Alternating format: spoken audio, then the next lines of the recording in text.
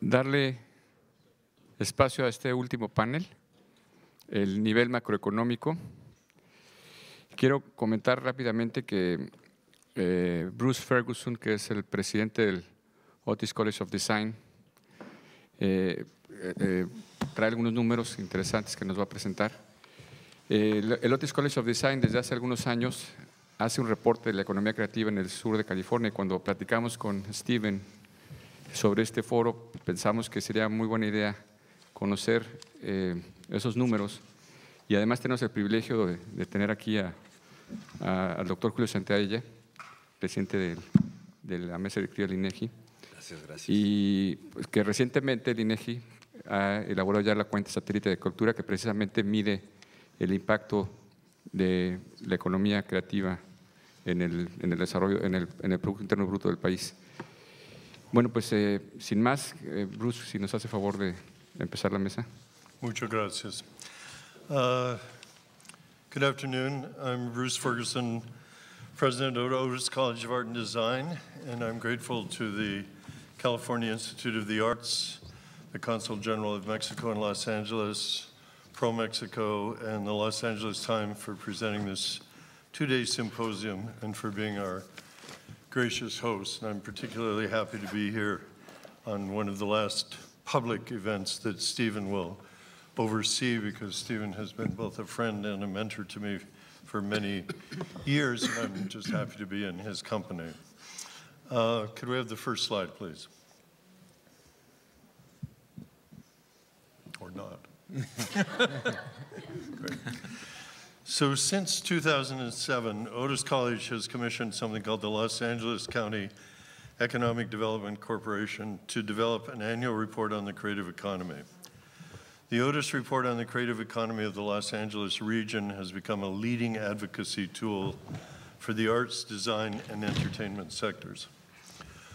The report has inspired a convergence of cross-sector leaders committed to working together to bolster the creative economy. It has stimulated similar efforts and conversations in cities across the country, including one in our own backyard, Culver City, and even as far away as Nairobi, Kenya. In 2013, with the support from the California Arts Council, the economic analysis was expanded from the Los Angeles region to the state of California. This effort was an important step in beginning to document the size, the role, and the economic impact of the creative economy across the entire state of California. And I should say at this point that there were two reasons for starting it. My predecessor, Sammy Hoy, began this. I didn't ask for this slide yet, did I? No. Can we go back to the original slide, please? There. If you could just speak a little slower. Slower. Ah. Je m'excuse. So I should say that there are two reasons that my predecessor, Sammy Hoy, decided to do the economic report on the creative economy. The first was in thinking about our students and what kind of environment our students would be going into. This is something that a person who's a great sort of theoretician of higher education, Michael Crow, who's the president of Arizona State University, has talked about extensively. Basically, the idea is that you wouldn't train nurses if there were no hospitals. You wouldn't train teachers if there were no schools. So you have to, in a sense, always with a higher education institution, think about the environment that your students are going into. It doesn't mean that the industries they're going into will determine your curricula, but they will have some kind of inflection on the curricula, and that's as it should be, because the curricula should change to the imposed realities of the environment. The second reason, of course, is that we want to influence policymakers. And policymakers tend to be politicians, although not exclusively.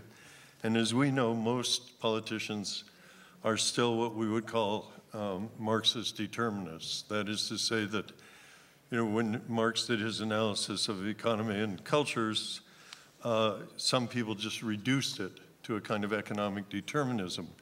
And Karl Marx himself said that if that is Marxism, that he wouldn't be a Marxist. But the idea is that the idea of the economy has sort of become the rhetoric of politics, and the two have almost merged, and we can see that with our new president who is trying to monetize every aspect of democracy. And so we know that in some ways, rather than speaking to the good of what the creative economy does for culture, that speaking to its economic force is a more powerful argument.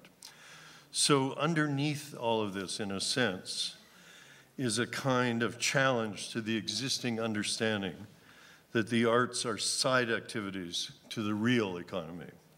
In effect, it reminds us that the creative economy is the real economy and should be given equal consideration to other factors that are considered when we think about ways to grow it. And right now, again, politicians are thinking in terms of what I call sentimental capitalism. It's a kind of nostalgia for a capitalism that has long since disappeared. So we asked the question, what would it look like to put the economic output of creative connected industries front and center of our economic initiatives? If we could have the sector slide, please. Thank you. The Los Angeles Regional and California reports both focus on 12 creative sectors related to art, design, entertainment, and arts education. The report measures the direct, the indirect, and the induced economic impact of these sectors in terms of jobs, payroll, economic output, as well as state and local taxes generated as a result of these activities.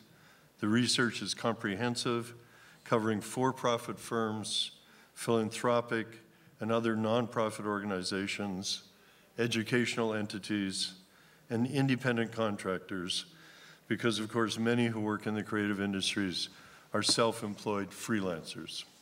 What it does not take into account was what Rafael was trying to do at the last panel, which is data about private enterprise in the arts, because we don't have access to that. Our access is to IRS and labor reports, things that are actually objective reports from both federal and state and local sources.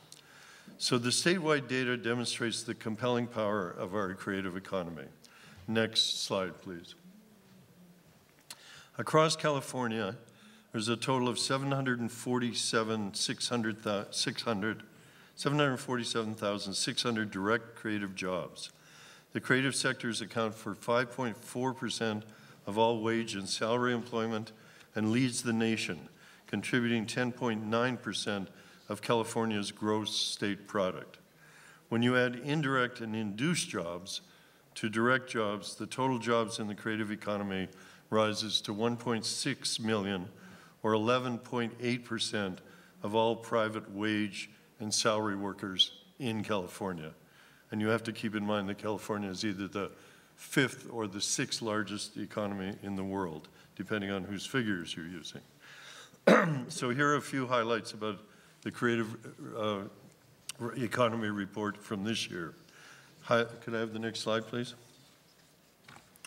So the creative industry output totaled 406.5 billion, direct, indirect, and induced. The creative industry generated 1.6 million jobs, direct, indirect, and induced, and those wage and salary workers earned $136 billion in total labor income. Property taxes, state and local personal income taxes, and sales taxes generated directly and indirectly by the creative industries were $16.7 billion across all of California. Next slide, please. Not surprisingly, the largest direct jobs in California's creative sector were entertainment, 171,500, publishing and printing, 154,200, and fashion, 119,800. Together, these three industries accounted for 60% of direct creative industries employment in California. Next slide, please. and this is good news for Steve and I. Creative occupations often require high levels of education or skills training. Of the creative occupations identified for this report, close to 50% required a bachelor's degree or higher. Next slide, please. Thanks to the generous support from the California Arts Council, this year we included a special white paper called Affordable Artist Housing, Retaining and Supporting California Artists and Creative Workers, unquote, prepared by ArtSpace, a nonprofit organization. In it, they state, quote, every city, town, and business that relies on the output and impact of the creative economy and access to a healthy creative workforce will spur a conversation about, we hope that this will spur a conversation about good housing policy. In a post-industrial society, activities based on creativity are an essential feature of a flourishing economy, and the data in the Otis report leaves no doubt that creativity is one of California's foremost economic assets. That's economic assets. When one sees the data, a persuasive case for the beneficial and essential role that creative enterprise plays in the lives of Californians becomes clear. It is my hope that cities and countries throughout California and the world can leverage the Otis report to encourage further investment in arts education, economic development, and cultural planning. Thank you.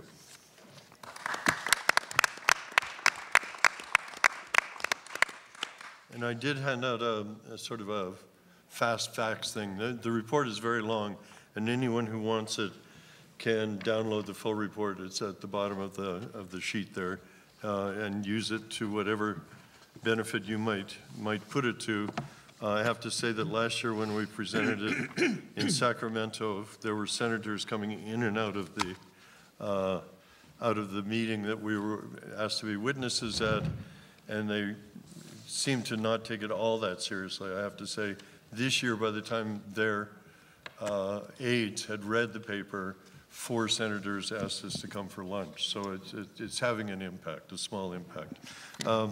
With great honor and pleasure, I'd like to now introduce you to Julio, and I won't go through everybody's biographies in the interest of time, but also you all have them, and I assume everybody in the room has read them. So Julio, please lead off.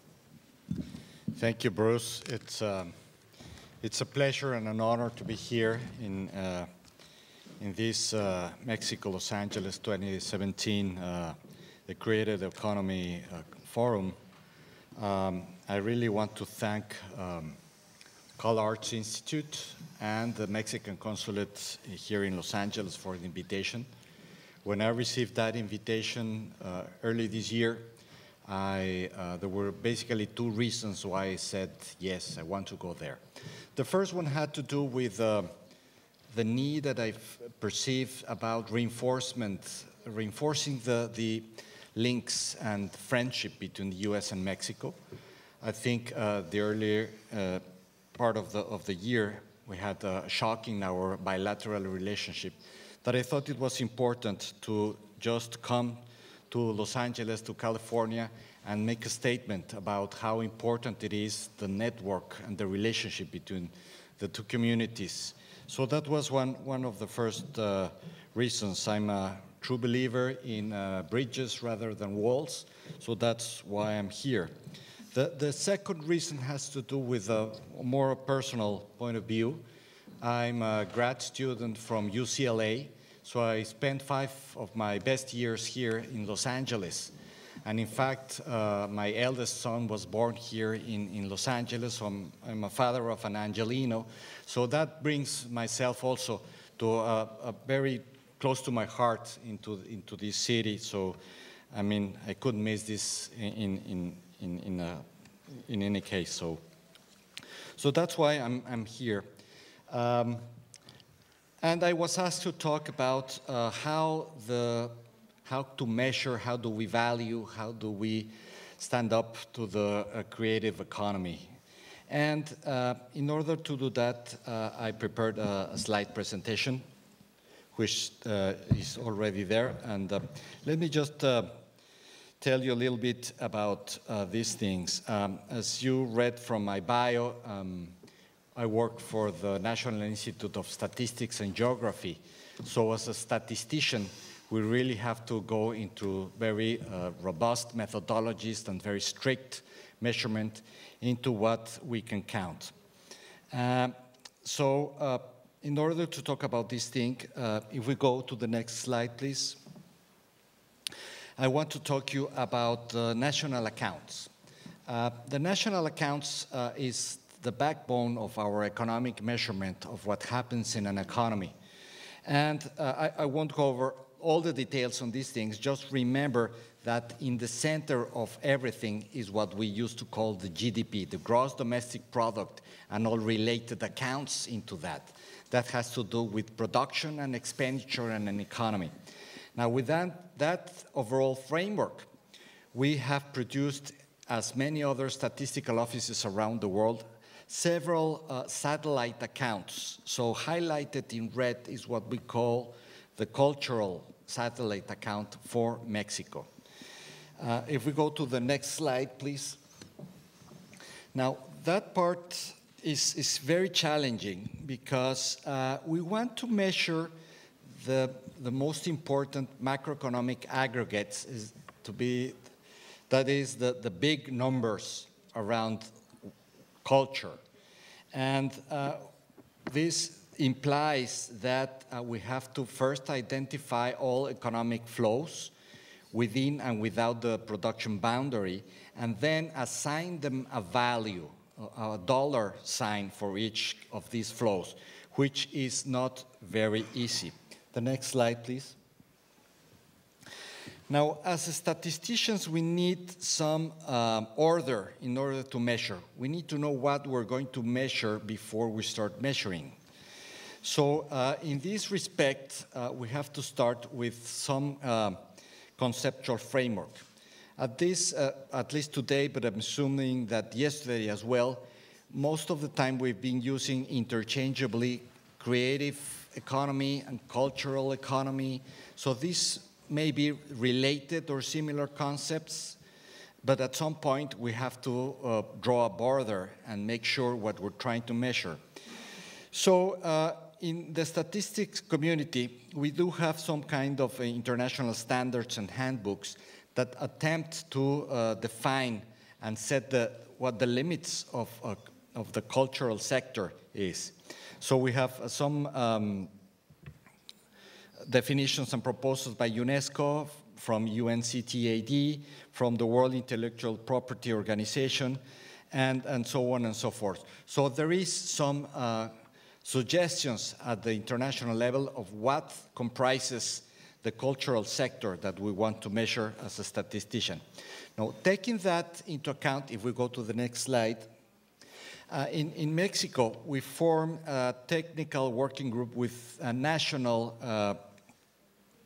institutions, both at the government level, where we have now it's the Ministry of Culture, but at that time it was just a council, the Institute of Beautiful Arts, or INBA, and Instituto de Arqueología y Historia.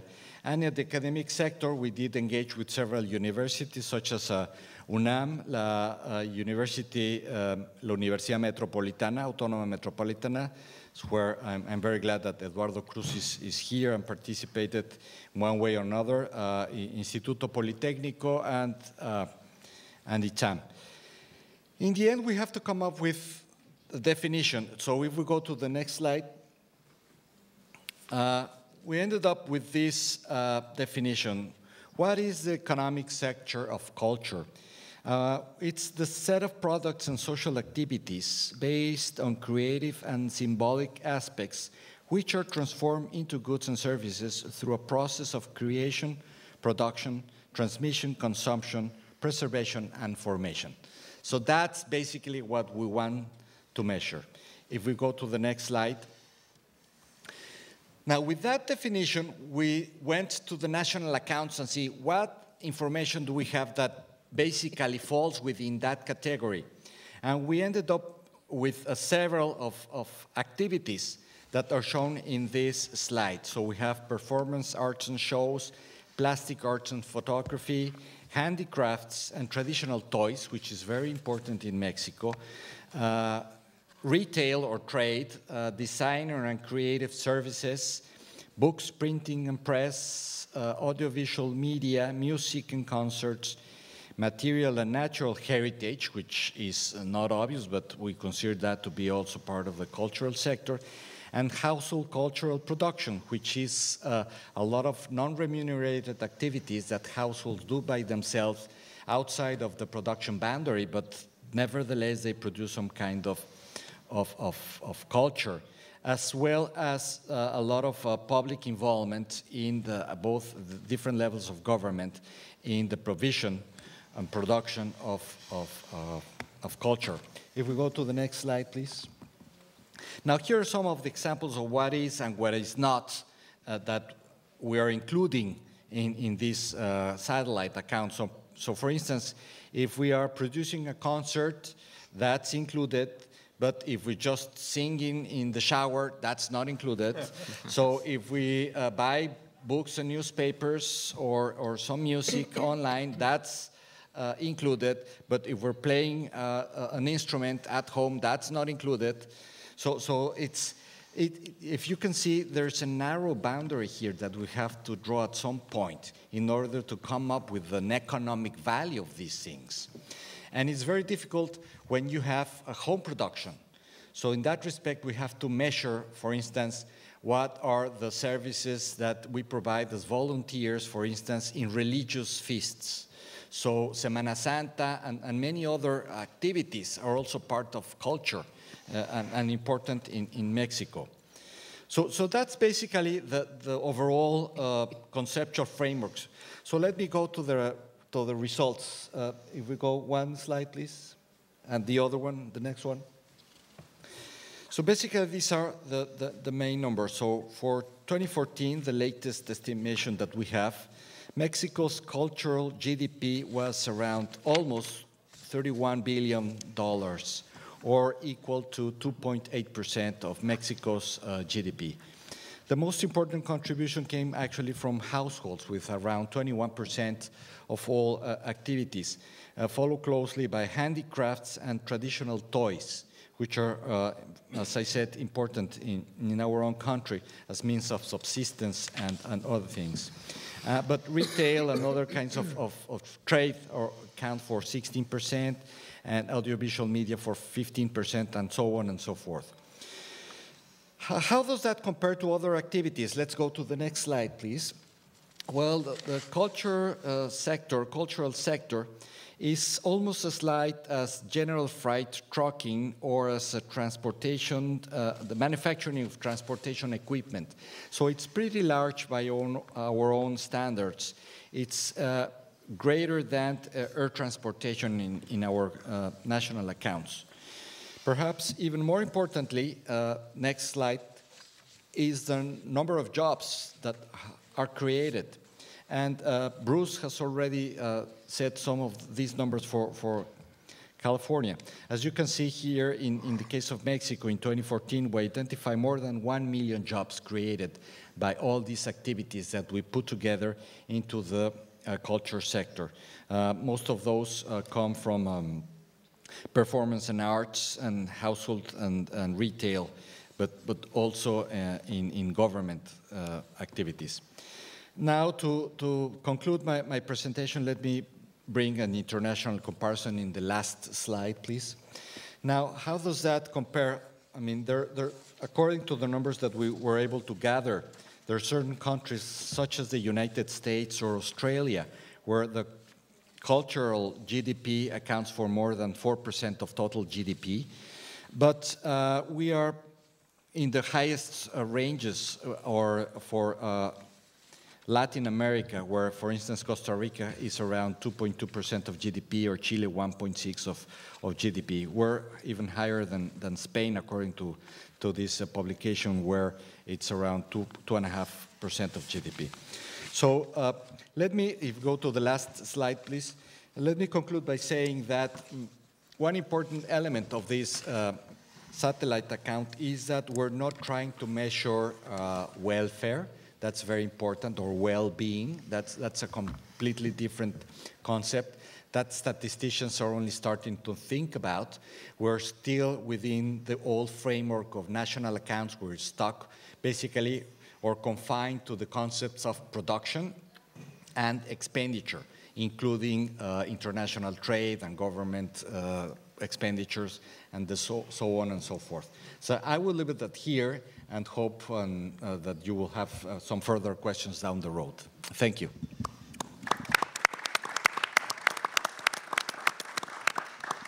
Thank you, Julio. Eduardo, and we put the microphone right in front. Perfect, thank you. Sí, buenas tardes.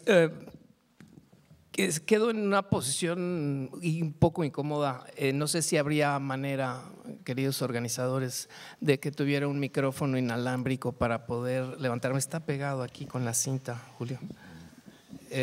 Porque necesito estar viendo mis gráficas. The microphone is out apparently. O a lo salvaje le quito la cinta aquí al micrófono. ¿Verdad? Could you go to the podium, Eduardo? Maybe you can go. Oye, al podio. Sí, al podio, si me lo permiten. Gracias. Thank you, Eduardo.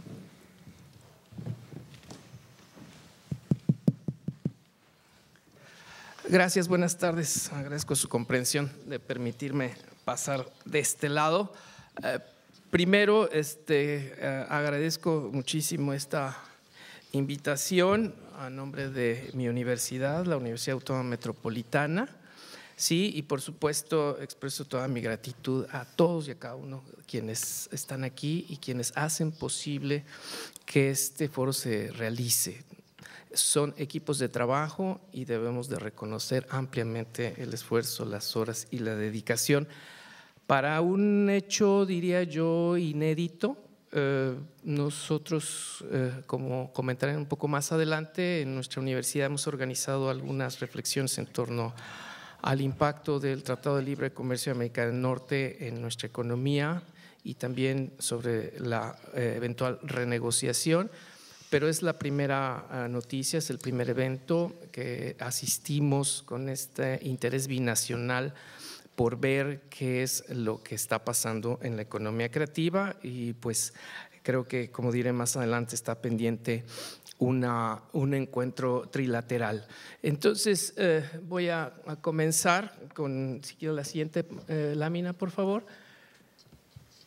Bien, lo que me gustaría transmitirles es que el trabajo que hemos realizado tiene fundamentalmente que ver con lo que es la comprensión del sector cultural en México. Entonces, lo primero que quiero señalar como características del sector es que la noción sectorial es un fenómeno del siglo XXI. ¿Qué quiero decir con esto? Que si bien hay antecedentes de un sector y de un mercado interno cultural en los siglos XIX y XX mexicanos, realmente es a partir del año 2000 en que se comienza esto a posicionar en la realidad mexicana. Aquí una fotografía de los hermanos Casasola al inicio del siglo XX. La siguiente lámina, por favor. La siguiente lámina. Next. Bien, dentro de las características que podemos situar en el siglo XX, pues son muchísimas. Sí, es que mientras había un mercado interno, sí, dependiente mucho de importaciones, realmente a partir de la Segunda Guerra Mundial, las nacientes industrias culturales y su expansión, ¿verdad?, va marcando una alta dependencia tecnológica que a la postre sería de contenidos en la realidad mexicana. Podemos pasar a la siguiente lámina, por favor. Next. Aquí hay un dato fundamental. México, hasta antes de la firma del Tratado de Libre Comercio, tenía un número de sectores económicos mucho menor al que fue adaptado en el Sistema de Clasificación Industrial de América del Norte.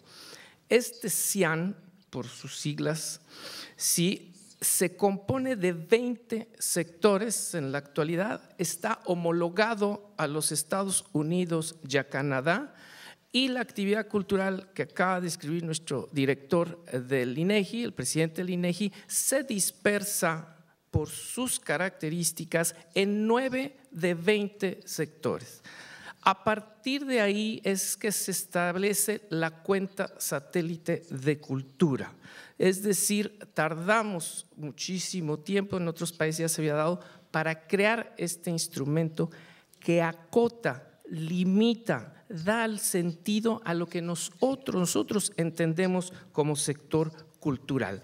Esto es muy importante porque dentro de los 20 sectores hay uno en particular que habla de servicios de esparcimiento culturales y deportivos y otros servicios recreativos. Hemos alegado que tenemos una clasificación que corresponde más a la realidad de Estados Unidos y de Canadá que a la realidad de la economía mexicana. Tenemos una insalvable dependencia e interdependencia con los Estados Unidos en este sector, una lejanía insuperable con Canadá y oportunidades desaprovechadas con el resto del mundo. Es un fenómeno y un proceso que se da en gran parte de la economía mexicana. Dependemos del mercado norteamericano para las exportaciones mexicanas, ¿verdad? Y hemos desaprovechado mucho la relación con otros países, particularmente con Canadá. Es muy difícil hablar de una balanza comercial cultural, pero sí por los datos que nos da la cuenta satélite y el Banco Central podemos hablar de que tenemos un papel en México importador y muy limitadamente exportador a Estados Unidos. La siguiente lámina, por favor. Next. Aquí ustedes pueden ver solo un caso, que es el caso del cine, que ayer comentábamos, le preguntamos al director de Sony Pictures. Ustedes pueden ver en este caso que en el año 2016, ¿verdad?, de los estrenos de Estados Unidos en México, el porcentaje de pantallas y lo que ocupa la cinematografía simplemente en salas, 72% del tiempo de pantalla es de los Estados Unidos en México, el resto es repartido entre películas mexicanas y de otros países. Por eso es que es un asunto que debe revisarse. Next. Los dominios están en los productos, bienes y servicios de cine, televisión, música, tecnología digital, videojuegos, comienzo internet, o sea, tenemos una altísima dependencia de toda esta gama que comprende gran parte del sector cultura. Y tenemos en México un mercado interno muy marcado por pequeñas, medianas, micros empresas culturales y tenemos muy escasas grandes empresas, como un caso conocido aquí es el de Cinépolis, por ejemplo, Televisa, etcétera. ¿Sí? Atrás, por favor, eso. El componente empresarial mexicano del sector cultural ha carecido de políticas públicas y de cohesión social. O sea, el sector cultura mexicano ha crecido prácticamente de forma salvaje, o sea, a oferta y demanda en el mercado de manera muy despiadada, muy difícil. No ha sido una preocupación de innumerables gobiernos, empezando por el de Salinas, que fue el que promovió el Tratado de Libre Comercio, de tener una política económica para la cultura. ¿Sí? Y tenemos también, como dice al final de esta lámina, una intervención de Estado, es decir, subsidio, gasto público, ¿verdad?, que es importante, pero no alcanza a compensar. Ahora sí, la siguiente, por favor. Next. Next. Bien, ¿qué es lo que ha ayudado en esta relación desigual? Los tejidos de no mercado, que se han hablado mucho aquí en estos 2 días. Sí, los ejemplos de la Universidad de Guadalajara y de la Universidad Nacional, sí, la cooperación internacional, el poder suave, la diplomacia, pero eso, la mayor parte de eso no tiene realmente una característica de mercado o la tiene escasamente y es muy difícil. Next, medir.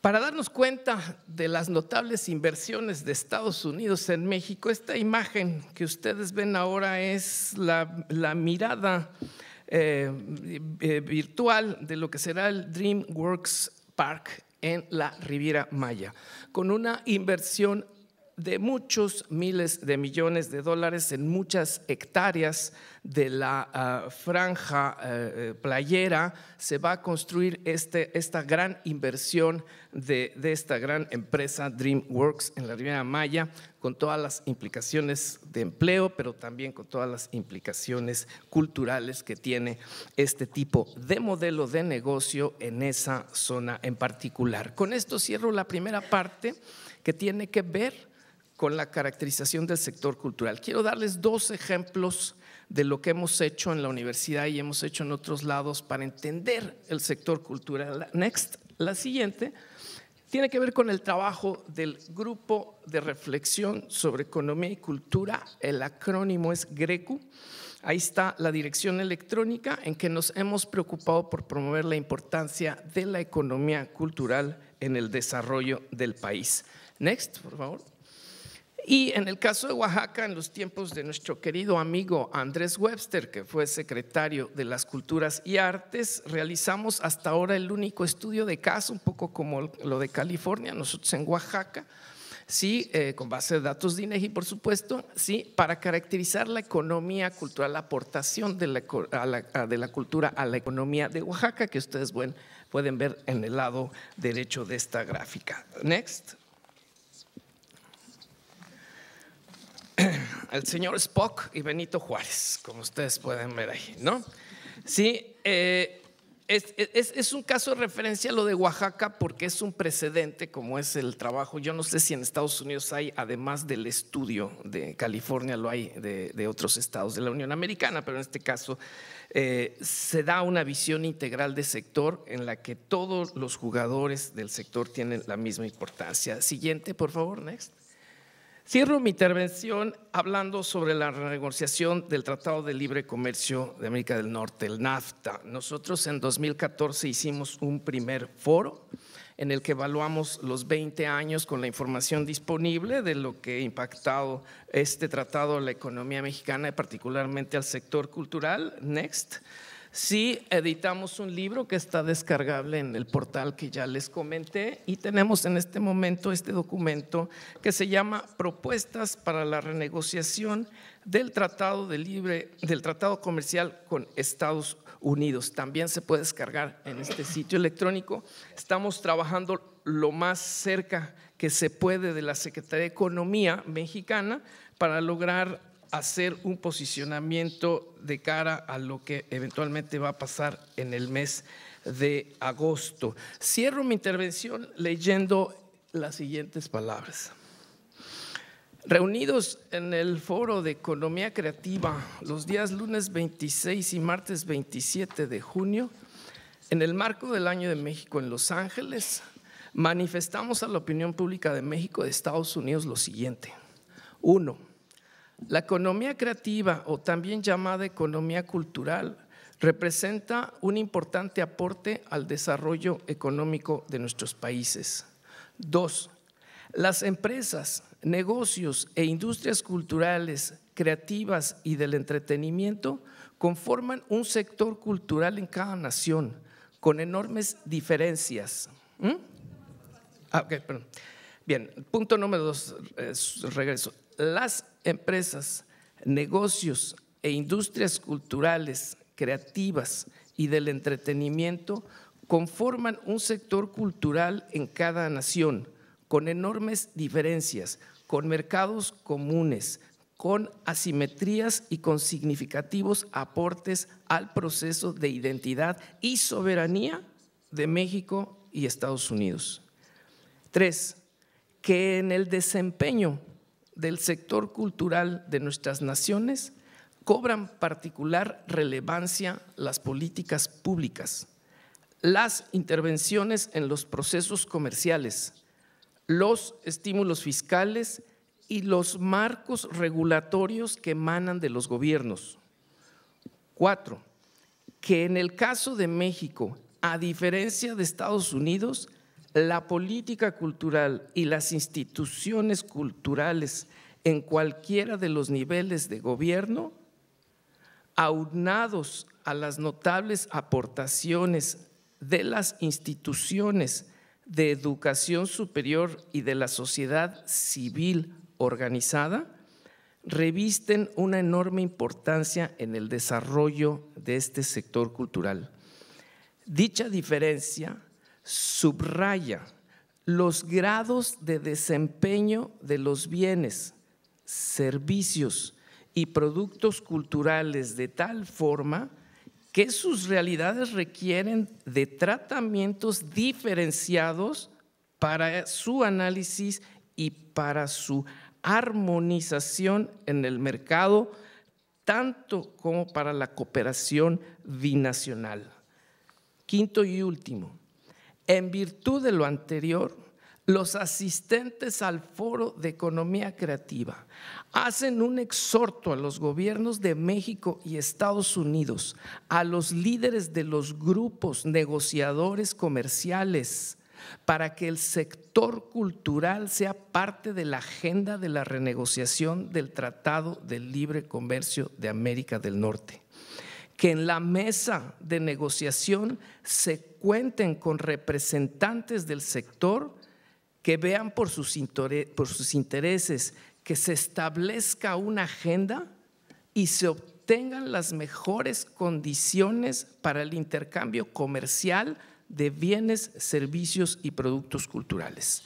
Yo les dejo esto, si al final o días después se animan a firmar que de este foro salga un exhorto, creo que será uno más de los grandes logros de esta reunión. Les agradezco mucho su tiempo, su atención a todos ustedes. Buenas tardes.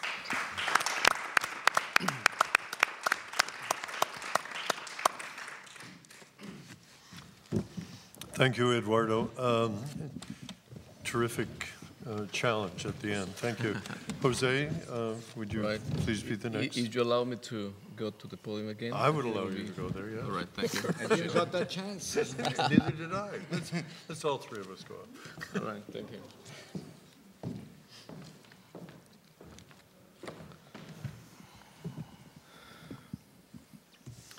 Well, thank you. Thank you very much. And well, it's a great honor for me to be here.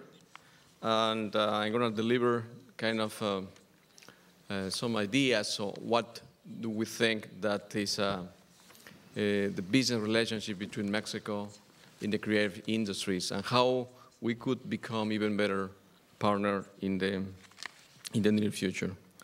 So thank you very much for the invitation, Juan Carlos, Consul General. Thank you very much for this kind of invitation. It's great for me to be here back in LA. And as our representative of INEGI was saying, I didn't have the chance to be in California or to have a son, born here. But my youngest son is attending Pomona College at Claremont, California. So also I have a good experience and a good thing to share with all of you about California and Mexico. I will present, in my brief explanation, I will try to convey 3 important messages about the creative industries in Mexico. The first one, I'm going to present some hard data in terms of how is Mexico doing in that specific matter. Secondly, I will convey a message in which we truly believe what are the 10 reasons why you should consider Mexico in doing business in the creative industry. And maybe it will be 11 reasons, and later on I will let you know why. And most importantly, so the synergy created between Mexico and the US and Canada, of course, is such that the synergy is, you cannot see that specific synergy in any other region in the world. Let me give you an example, and I will use by analogy this example. When we talk about the automotive industry between Mexico, the US, or Canada, so we cannot conceive that industry in one specific country. So we need to talk about the 3 countries. So most of the cases, the parts and components that finally will be part of the assembly, or the final assembly car, will be traveling among the 3 countries sometimes 7 or sometimes 8 times, which means that if Mexico is manufacturing one car, and this car could be sold within NAFTA or in Latin America or even in Europe or in Asia, so at least 40 or 45% of the components are made in the US or in Canada. So it happens the same with the cars manufactured in the US or in Canada. Also, the components are coming from the 3 different countries. So based on this example, we could say that the creative industries is an important sector in which we need to find more opportunities. We need to find reliable companies from both sides or from 3 different countries and try to be more efficient in terms of productivity, in terms of competitiveness, and of course, in terms of being a strategic sector in which we could compete against different countries. How the capital is moving? Everybody agrees that nowadays the capital is not moving because they are trying to find a specific nationality. As a matter of fact, the capital movement, it doesn't have any nationality at all. So they are looking places in which the risk is the lowest possible risk, and the income and the profit is better. They want to reduce risk and increase profitability.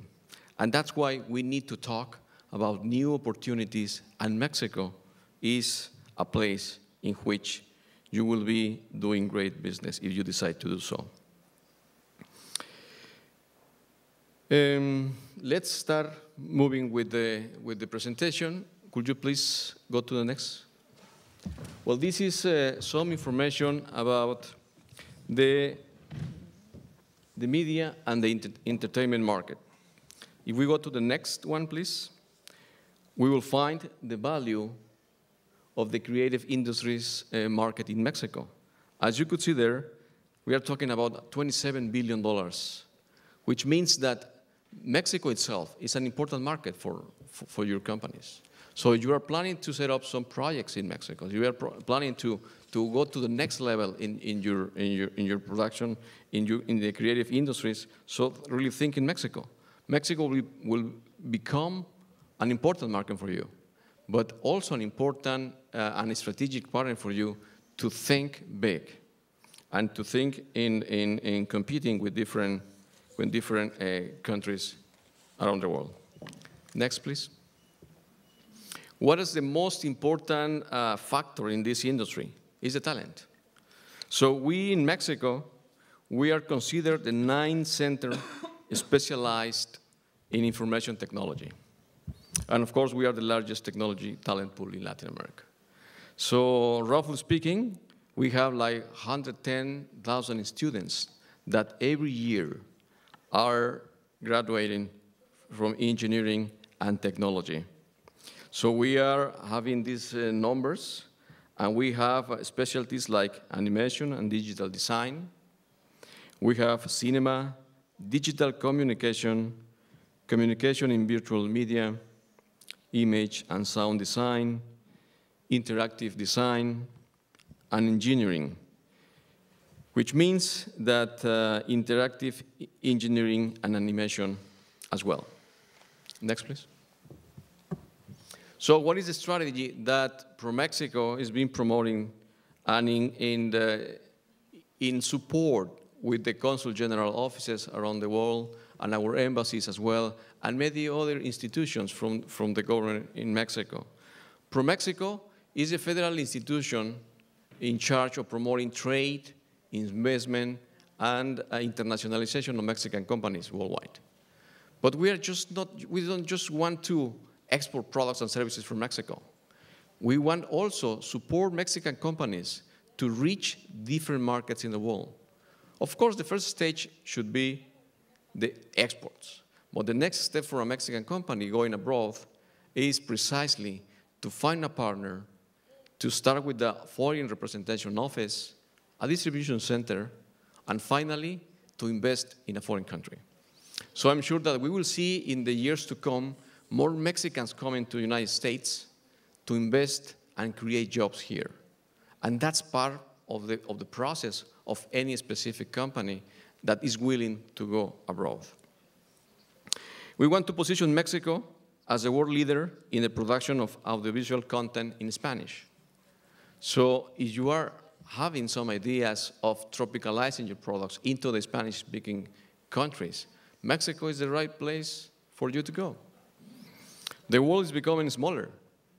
Today in the morning, early in the morning, I took a flight, 4 hours flight from Mexico City to here. And I spent 2 hours in Mexico waiting for my flight, and I spent almost 3 hours here after the plane arrived. So at the end of the day, it was a 4 hours flight and 5 hours wait. So the thing is, really, we are so close. Nobody will defeat Mexico, and nobody will defeat the US or Canada in having relationship among each other. So we have to continue, right, working together and trying to find those specific opportunities under the win-win strategy. I don't see, nowadays, I don't see any long-term business without having, from the beginning, the concept of win-win. So there's no win and lose game. There's no even a zero-sum game in this business. We have to win as Mexicans. The US needs to win as an Americans and Canadians as well. So that's the concept we want to continue doing. I've been promoting Mexico for the last 25 years. Yes, you may, if you are trying to calculate my age, yes, I started when I was in kindergarten, right? But really, being in Korea and in Canada and finally in Chicago in the United States, I have the chance to really enjoy many experiences. And the basic concept, no matter the country where I live, the basic concept to really, encourage business is finding reliable companies that are willing to find strategic alliances.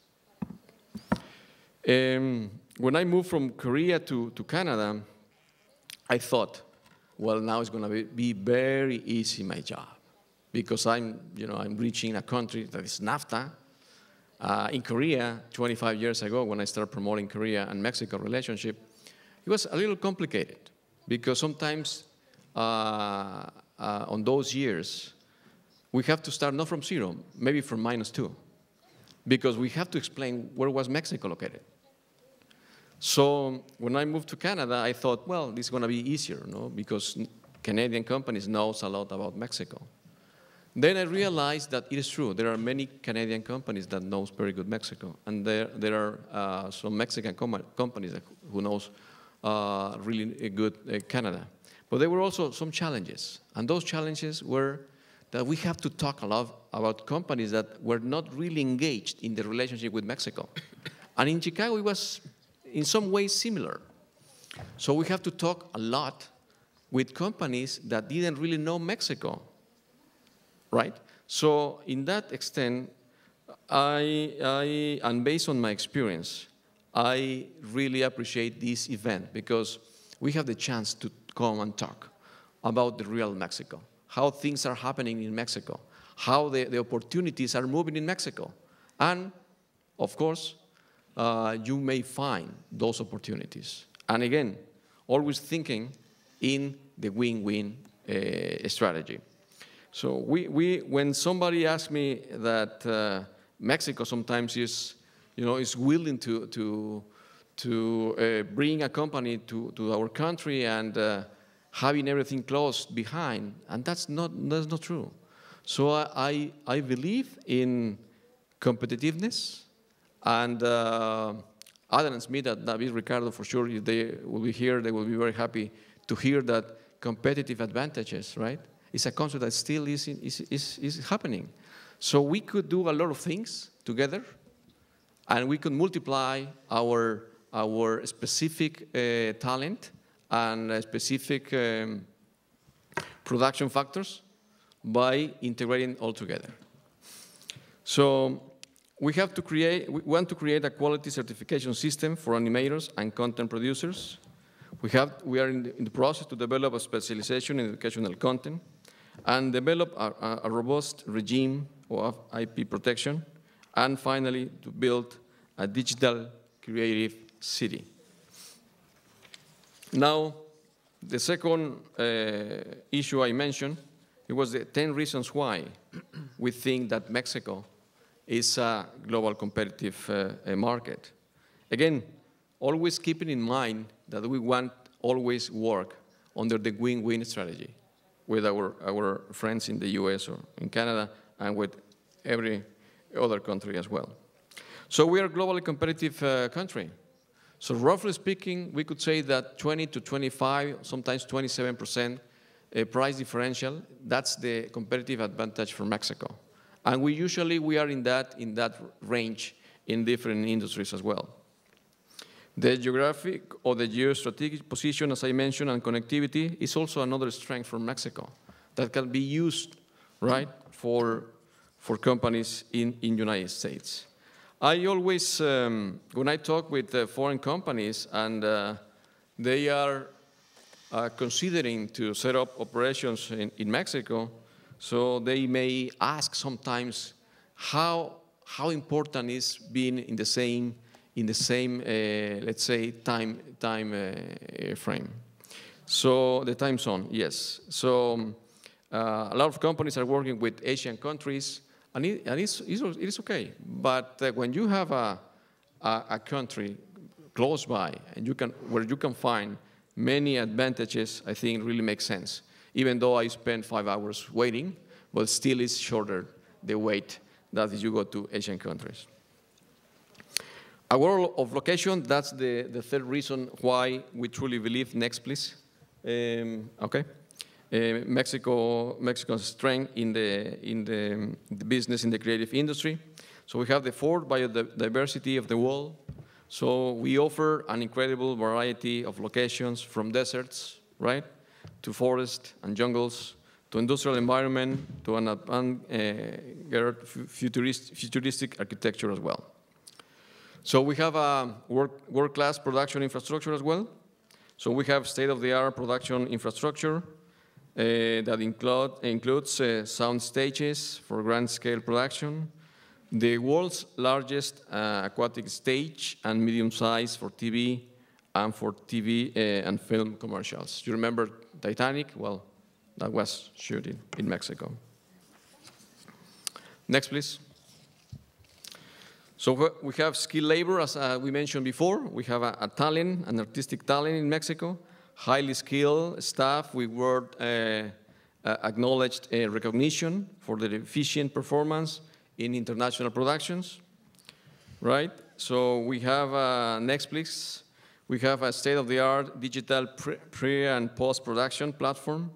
So we offer a world-class digital facilities and experienced artists and technicians to make sophisticated projects, as I mentioned, pre- and post-production work, special effects, sound editing services, etc. Next, please. An important also issue to mention is that we are a film-friendly government service platform, so easy to certainty and all permit processing related to shooting on locations. We have a vulnerable line producers as well. Next, please. We have a premier hospitality platform. Mexico is the best host, and it's trademark hospitality offered to visitors. And finally, so we have a production incentive that at this point is the so-called tax rebate program for export content production, which means that you are able to get the 16 value-add tax percent back from the government. And the 11 is not included here, but it's also the cultural art traditions that Mexico offers for you, not only for doing business, but also as a tourist, as a visitor. So before finishing, next please. So just let me give you final thoughts about opportunities. So we have information and communication technology sector that is always getting improved. And we are also working with different industries trying to apply the most technology available in the market, because we know that applying new technology to different, so we call transversal or multi-sector industries, so we will be able to support other companies to export and increase their efficiency by using better the technology. The geostrategic location, as I mentioned, so we have access to markets in North America and Latin America as well. The tax incentives regime, we are a highly competitive market, and the digital sectors are growing and achieving prosperity in the media industry. Cultural affinities with the... With respect, Jose, I think yes. we have to have time for Bertha too, so if we could just wind it up, thank you. Slowly? Time, No, okay. rapido. Okay, and finally, a highly specialized infrastructure. So I stop here, and thank you very much for your attention.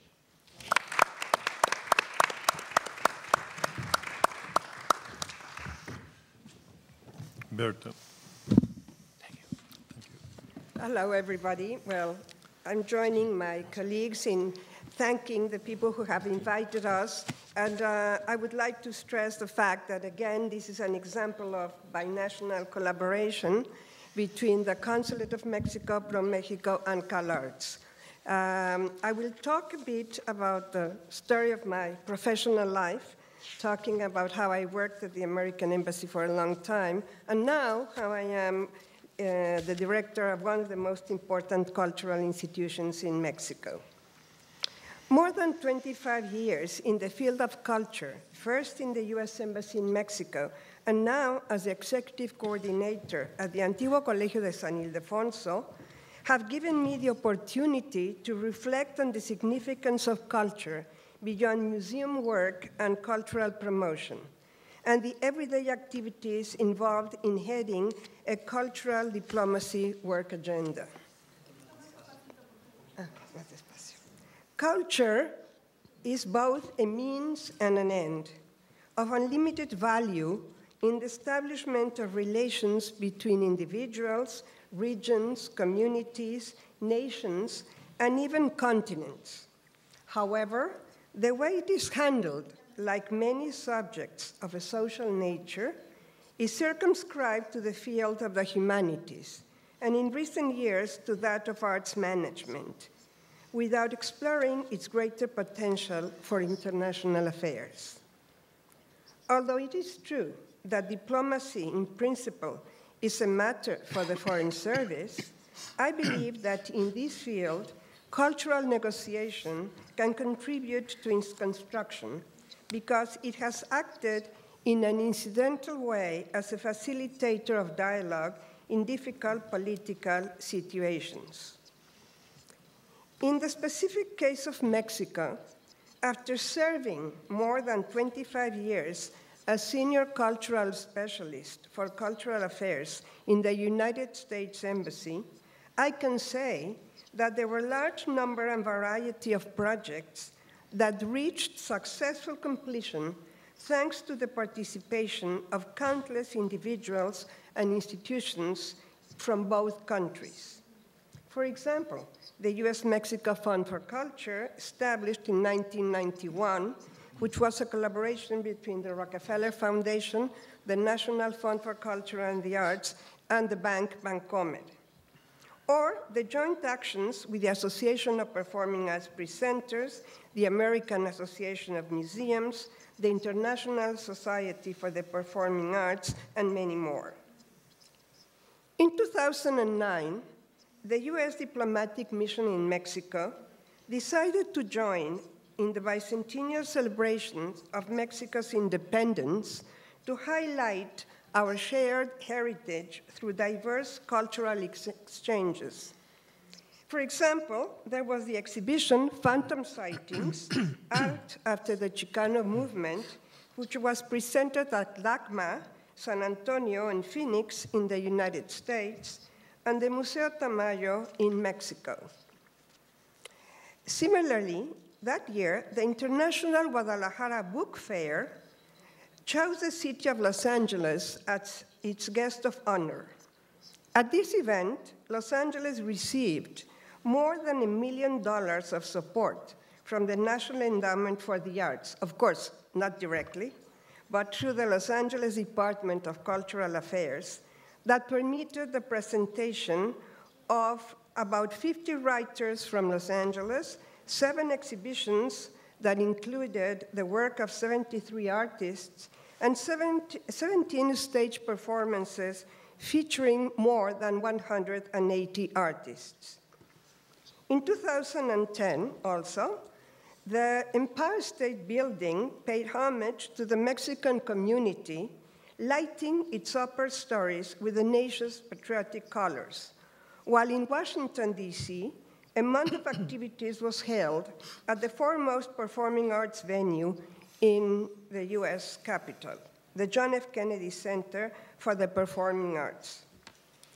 Concerning this entire bilateral celebration, Secretary of State Hillary Clinton dedicated a message in which she emphasized the border as a bridge and not as a boundary. And this was back in 2010, not now. Our nations are connected by the most active border in the world, by a rich economic society, a common ecosystem, and by cultural exchange full of vitality. For millions of people in the United States, Mexico is the cradle of our shared traditions and ancestral heritage, of our common history and future. Cooperation between both countries has had important moments, one of which marked the start of the Mandato, Antiguo Colegio de San Ildefonso. A mandato is like a trust fund, where I work now. This was back in '92. That brought together the National Autonomous University of Mexico, UNAM, the CONACULTA at that time, which is the Ministry of Culture at the federal government now, and the Mexico City government.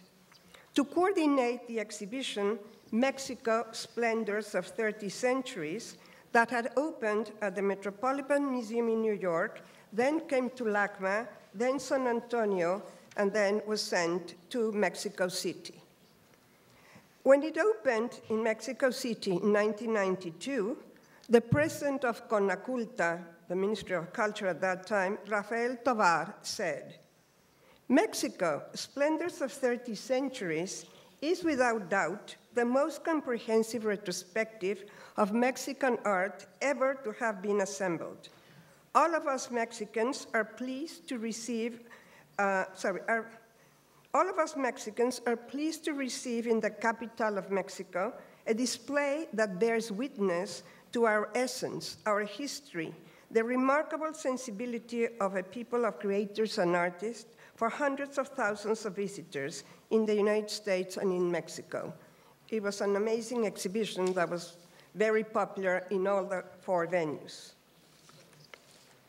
Now I'll talk about where I am now. San Ildefonso sits deep in the historic center of Mexico.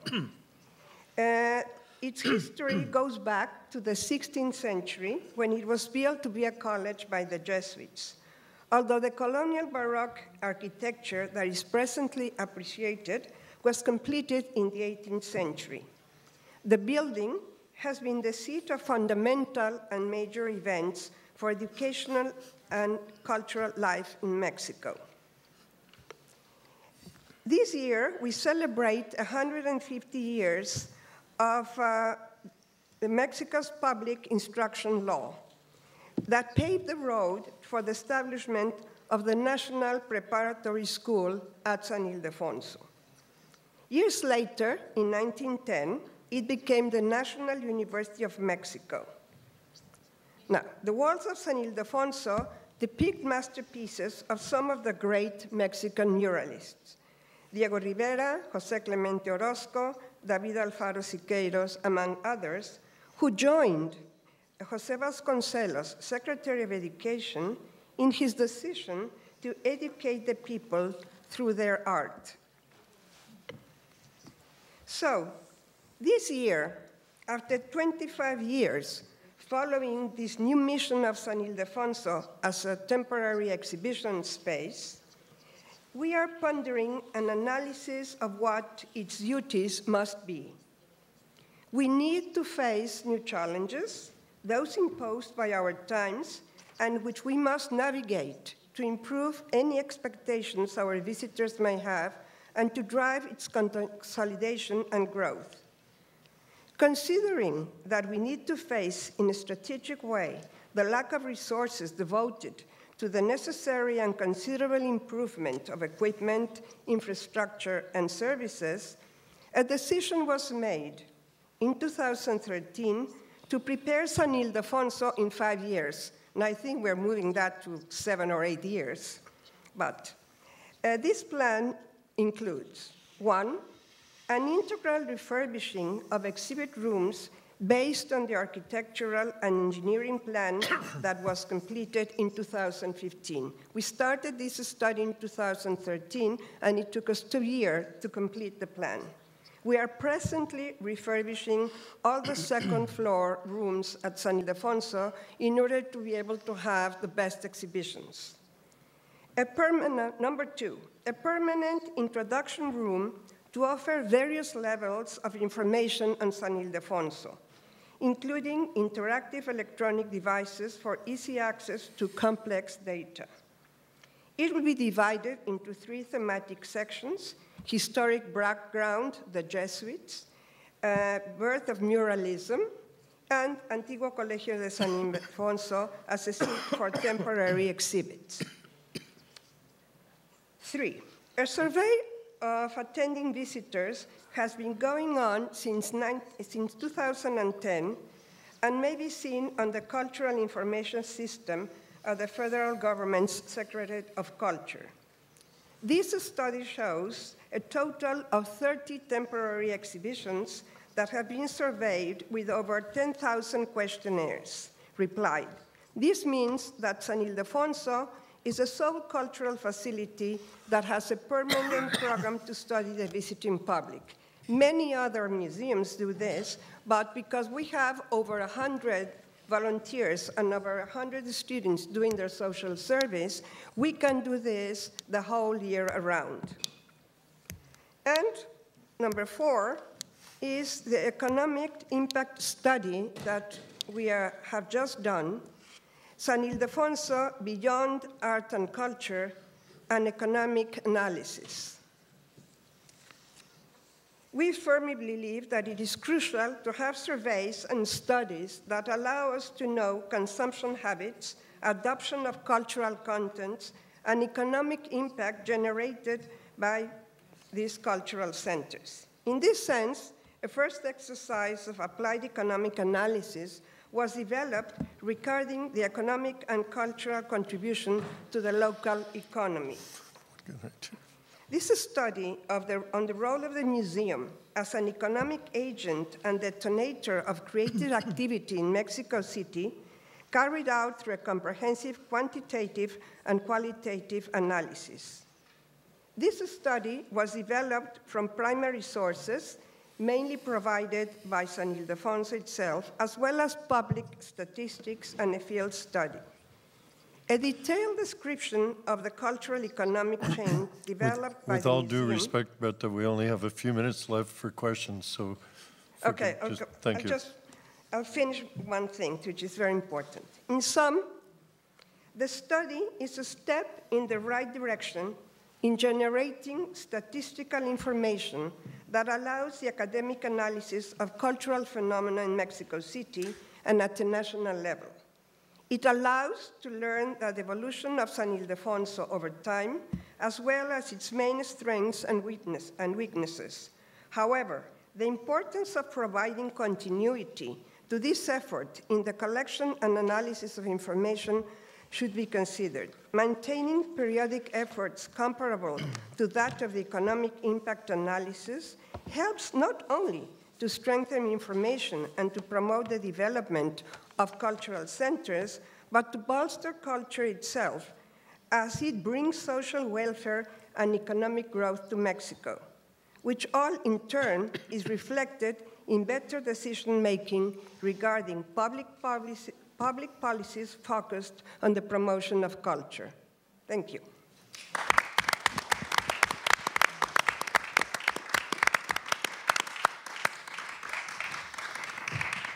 Do we have any time at all? Yeah, okay. There are quite a few obvious things that one might talk about. One is obviously hard data. There's a difference between the hard data that we use, the hard data that other people use, and so on, and that's a whole other discussion, I think. We could talk about the migration of capital as opposed to the migration of individuals, which I think is much more pertinent, and other things, but I think that it would be, we could also talk about symbolic capital, which I think is a whole other area that could be developed, but I think it'd be more productive if we answered any questions from the audience at this point. Sir.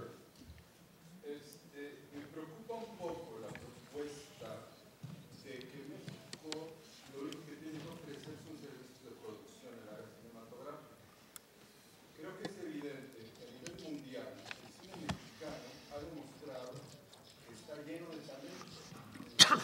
Egresados de la Universidad Nacional Autónoma de México ganan 3 Óscares, 4 Óscares, sus películas son vistas en todo el mundo, en todos los festivales importantes de Cannes, Venecia, ganan talentos mexicanos. Yo creo que la riqueza de México que se puede ofrecer no son servicios de producción, sino precisamente este talento que hemos desarrollado en la Universidad Nacional Autónoma de México, que lo reconoce transformando en una escuela nacional y que desafortunadamente a un nivel de Secretaría de Cultura le tumban la mitad del presupuesto a la Escuela de Cine, el Centro de Capacitación Cinematográfica, que fue considerado hace algunos años una de las mejores escuelas de cine del mundo. Hay una serie de incongruencias que yo creo que tenemos que resolver. Ese 72% de exhibición de cine norteamericano en un país que produce un cine de excelente calidad es realmente vergonzoso. Yo creo que hay que atacar ese problema, esa desigualdad, abrir las pantallas de México al cine mexicano y también meter este cine mexicano tanto en Canadá como en los Estados Unidos. No somos proveedores de servicios, somos creadores de talentos que representan una cultura milenaria. Yo creo que está demostrado a nivel internacional. Gracias. Thank you very much. Are there any questions? Yes. Yo quisiera también precisar que no se requiere una certificación, para eso somos universidades públicas y emitimos un título universitario que es, junto con la cédula, una patente. Entonces, ahora, ¿qué te un poco más claro? Sí, que no se requiere una certificación extra del conocimiento que hemos demostrado tener, porque para eso se da un título universitario, para eso se da una cédula, y en ambas escuelas de cine ya licenciaturas se deben de reconocer como certificados mundiales. Por eso es que en el ranking la UNAM, el CCC, inclusive la UAM, tienen un reconocimiento mundial como universidades que detengan un certificado, y me parece que es muy importante que desde esta lectura entendamos que ese certificado no se puede dar más que en las universidades, que para eso son. Por otra parte, coincido con Juan Mora, pero también nos parece importante lo que mencionaba el compañero de la UAM, de poder realmente ser parte como sector de ese tipo de negociaciones, porque efectivamente nosotros tenemos producción propia, local, importante, más allá de vender un servicio, más allá de tener un conocimiento, y esa producción local es la que también se tiene que reconocer como universal. Las películas mexicanas aquí dejaron de venderse cuando se decidió el doblaje. México tenía un mercado muy importante en Latinoamérica y lo tendría también en Estados Unidos con los hispanohablantes si no hubieran negado esa posibilidad con el doblaje.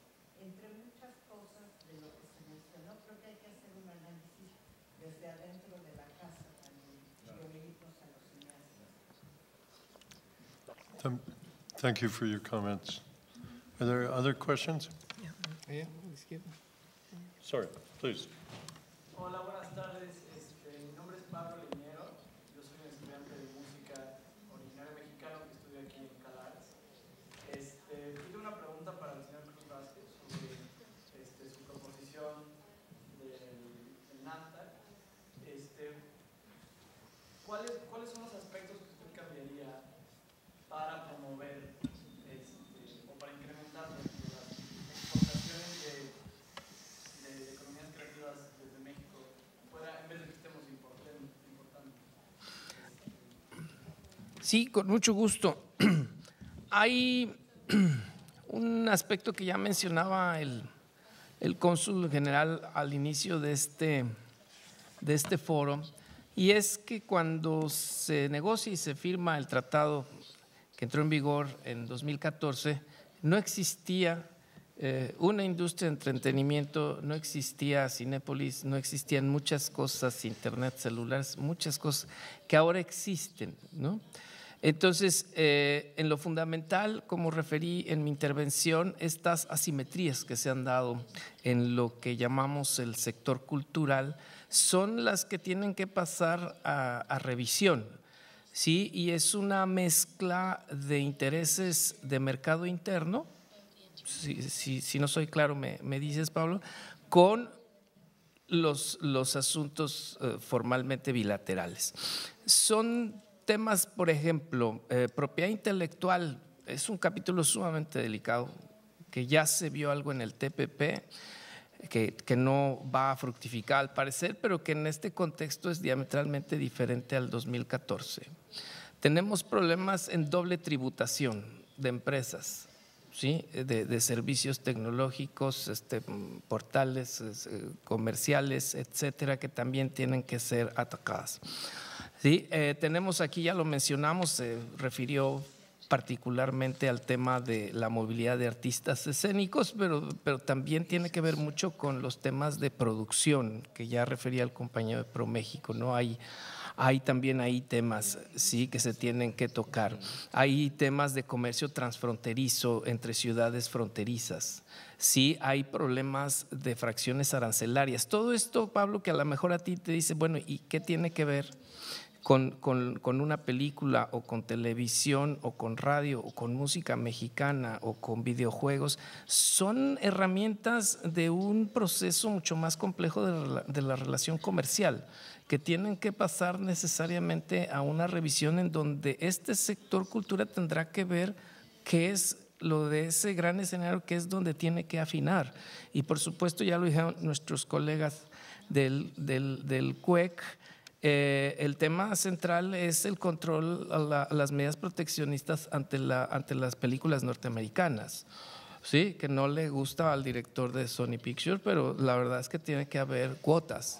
¿Sí? O sea, nosotros propusimos ya en las medidas del atún, que le dieron $163 millones al gobierno mexicano, que se aplicaran algunas de estas penas a las películas que se exhiben en México, y no quiso la Secretaría de Economía en eso ni en otras cosas más.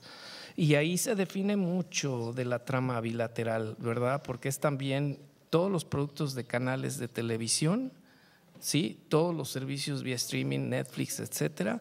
¿Sí? Entonces estás hablando de un paquetazo muy grande en el que si México tuviera una posición mucho más aguda en relación a sus contenidos propios, en relación a esto, digo, hay casos fuera donde ya a Netflix se le están colocando candados muy claramente de producción local si quiere hacer negocio. Eso es algo que México debería de adoptar, y eso tendrá que beneficiar la producción nacional, el empleo, muchas cosas, ¿no? Entonces, pero sabemos que aquí para mover una pieza se van todas las demás, entonces hay que tener mucho cuidado en hacerlo, porque no es lanzar señales de restricción a la inversión extranjera y que queremos volver a los años. No, es simplemente poner cartas en la mesa y hacer el juego más parejo. Thank you, Eduardo. Are there other questions? I think we have one more question. Yes, sir. Bueno, a mí quisiera hacer un comentario, espero que se tome de la manera como viene. O sea, creo que al ver la presentación del señor José Antonio Peral. Antonio, disculpa, Sí, sí. el problema es que la economía como la entiende esa instancia de gobierno, en términos culturales, a mí me parece totalmente inservible. Toda la presentación que se realizó de cómo funcionaba la cultura se refiere a situaciones en las que las cosas no existen si no es en una economía muy claramente acotada en una serie de parámetros de competitividad, de producción, de ganar, perder. Y creo que hay un montón de cualidades culturales que en algún momento algunos de ustedes las eliminó, digamos, del mapa de la discusión. Sin embargo, creo que tienen una trascendencia muy fuerte. Por ejemplo, cuando el gobierno mexicano pone el maíz sobre la mesa como un simple recurso que no tiene peso cultural, como ha hecho este gobierno, allí hay un problema cultural totalmente mezclado con la economía, del cual en esta presentación no figura, ¿no? Y no es un ataque ni a las personas, desde luego, pero sí a las políticas públicas, porque las políticas públicas tienen que tener esto en cuenta. En el momento que a mí me dicen que México es competitivo y sin embargo se está delegando una serie de situaciones culturales importantísimas como es el maíz, por el que todos muy probablemente saben a qué me refiero. Se permite la entrada de un objeto económico, pero es una trascendencia cultural impresionante. Me gustaría saber qué opinan de una situación en la que estos elementos discursivos, estas palabras de competitividad, apertura, etcétera, etcétera, en el TLC, que el maíz es un ejemplo bastante severo de ese asunto, nosotros cuando estamos tratando de renegociar un TLC o estamos viendo la opción de renegociar un TLC, yo me pregunto si estamos en un país que tiene estos problemas tremendos, que tiene un índice de aceptación del gobierno que parece ser uno de los peores, cuya violencia, el mes más violento de la historia, creo, de México desde que se empezó la cuenta fue el mes pasado. Llevamos este discurso 20 años y este discurso es el que se quiere volver a implementar en el TLC, porque personalmente creo que tuvimos bastante tiempo para hacer el avance. ¿Hay posibilidad de cambiar este discurso en algún momento? ¿Seguiremos con la misma o cuál es el plan? Porque el cambio en el TLC, pues pienso que tiene también que tener algún análisis de los problemas de fondo. Do you want to answer this question? Just a quick comment. En español o como quieras. Yo creo que, mira, empezaríamos por una acotación. Muchas gracias por el comentario. ProMéxico es la institución que promueve, digamos, la generación de negocios, comercio, inversión. No somos una entidad que, digamos, que genere la parte de política pública en la materia que tú mencionas. Nosotros, nuestra función es detectar oportunidades en el mercado internacional, ayudar a empresas mexicanas a ser más competitivas y darles los elementos para que puedan competir de una forma mucho más, digamos, equilibrada y buscar que se generen esas oportunidades, detectarlas y hacer que la empresa mexicana las pueda obtener y pueda generar negocios.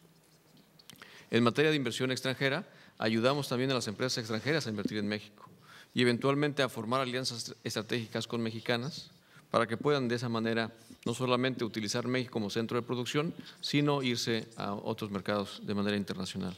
Entonces, esa es la parte que hemos estado realizando y mi presentación fue basada en eso, ¿no? En el hecho de las empresas existentes tienes que ayudarlas para que puedan llegar a una posición más competitiva en el mercado internacional. Entonces, te digo, en el tema específico de industrias creativas, es un sector que nosotros incluso manejamos como innovador. Realmente tenemos poco tiempo promoviendo de una manera, digamos, ya específica ese sector y existen grandes oportunidades. Ahí el tema es que sí, aunque nosotros damos opiniones y demás, finalmente no hacemos nosotros la política pública, ¿no?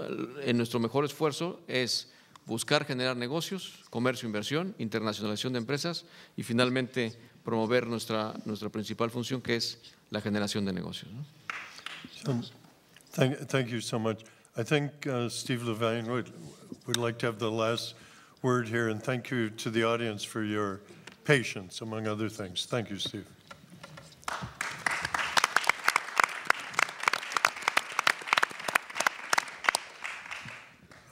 First, I want to thank the panel for really tremendous presentations. It made me realize how rarely we bring together people who are the deep cultural creators with people who are thinking about the macroeconomy. And it may be that we've got a lot of work to do to find the places where the two things meet. But I've never been present before with this quality of economic analysis going on with this quality of comment about the actual life within the cultural world.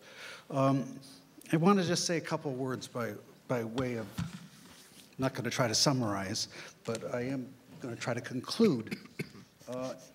And really by reference to something Bertha said and something that Harry Gamboa said. Harry talked in the last session about how we forget again and again the huge multiple Mexican populations who are Americans living in the United States. Yeah. And we allow ourselves to forget that. We're allowed to forget it in part because our popular culture, the US popular culture industry has for half century promulgated shabby images of Mexico. Not exclusively, but primarily. Images that have encouraged a kind of condescension. In the process, they've damaged our country, the United States internally, and they've damaged relations between our country. If that hadn't gone on for the past 50 years, or maybe longer, we wouldn't have the political situation we now have in the United States. This suggests the scale of the work those of us who are in the cultural industries have to do in relationship to those of you who are have to think about the economy of the whole country. I think of something that came up in the first music session. Someone quoted Ernest Fleischmann, who was the greatest orchestra manager of his generation, but thought that Mexicans wouldn't come to hear classical music. And as she pointed out, we now have a Venezuelan director of our symphony. This is a person who could be wise in so many ways and be totally ignorant about something when he lived. This hall is a mile from a huge Hispanic population.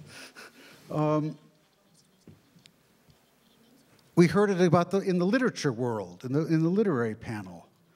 Latinos didn't read. No point in selling books to them. And then we hear about a demand that can't be met because we can't get the books into the country because it takes too hard at customs to get the books through on these thin margins. I am struck with the work we all have to do now. In a way, as you say, capital flows where it looks like it has the least risk and the most possibility of income. In a way, capital flows where people have sold the best cultural messages about why there and why not somewhere else. Germany has sold us this idea of its radical efficiency, such that we're surprised when it turns out Volkswagen radically cheated in order to meet the emissions standards. We're actually surprised. Why would we be surprised? Companies all over the world cheat. But they have taught us that they are radically efficient. And we wouldn't have thought that was necessary for one of their companies to be competitive. So what I'm trying to say in my awkward way is that I hope this is the beginning of a discussion, and it goes to what was just said about the film industry, about the images we present of one another, and a kind of recognition by our governments, but that it's actually those images which are at some level, they are the primary contribution that the arts make to the economy of the countries. Because it's those images that sell the belief in the country as a place of possibility. And they do it by trying to tell the truth about the country. The art that Eduardo and colleagues were producing 20 years ago, who would have thought that was part of what was going to make Mexico City now a sexy capital in the arts? I'm sorry, I'm rattling all over. All I'm trying to say is I've come away from this forum with a greater belief than ever that it's meeting on these grounds, it's discovering the areas of incomprehension at the personal and organizational level. And we've seen lots of examples of that in publishing industry and others as the day has gone on. There's a whole set of problems we can solve, in one sense, without our governments, if we set out to solve them in terms of creating clarity about how the industries connect between our countries. And maybe that creates the platform for presenting images of our cultures that make it possible for us to work together in ways that are to the benefit of, as you say, it has to be win-win. This idea that, well, I won't go into that, has to be win-win. There's so much more I want to say, but I'm going to try to write it after this anyway. So what I will do instead is say thank you. Thank you to all the participants. Thank you to those who stuck it out through, I realize we should plan little breaks into these meetings and not just talk. But for me, at least, this has been a profound experience. I've learned a huge amount. I think there's some side conversations that already have started about follow-up activity in Mexico, some around quite specific issues like the matchup between the publishing industries of the two countries. I hope that this can be one beginning toward making a world we actually want to live in. Finally, I want to say that when one's about to give up hope at this world, that Fox News earlier this afternoon recorded Eduardo Abaroa, and he will be on Fox News tonight. A less likely thing than one could hardly imagine. And I will have, if they don't edit it out, I will have been setting the frame about the misguided federal policies of the United States. Cultural discussion spreading out into the world and actually changing the ways we think about one another's cultures. I thank you so much. I thank everyone who's participated, and I wish you a good evening.